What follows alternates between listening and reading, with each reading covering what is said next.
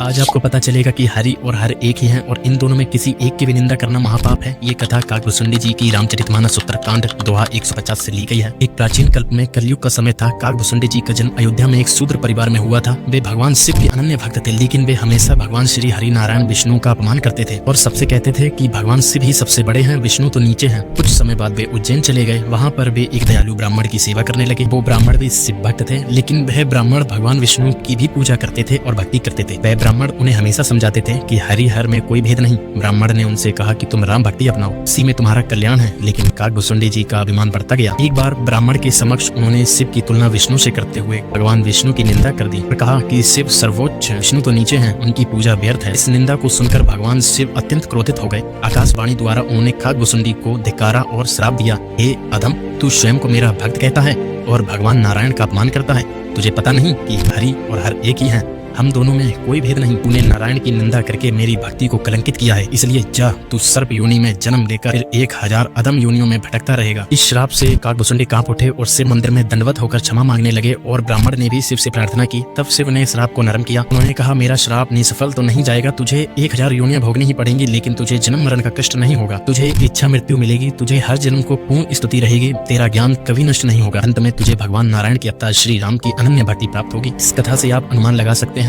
कि भगवान शिव और भगवान विष्णु दोनों ही सर्वोच्च सत्ता हैं। यही परमपिता परमेश्वर हैं। इनमें भेद करना छोड़ दो। जानकारी अच्छी लगी हो तो वीडियो को लाइक और चैनल को सब्सक्राइब करें।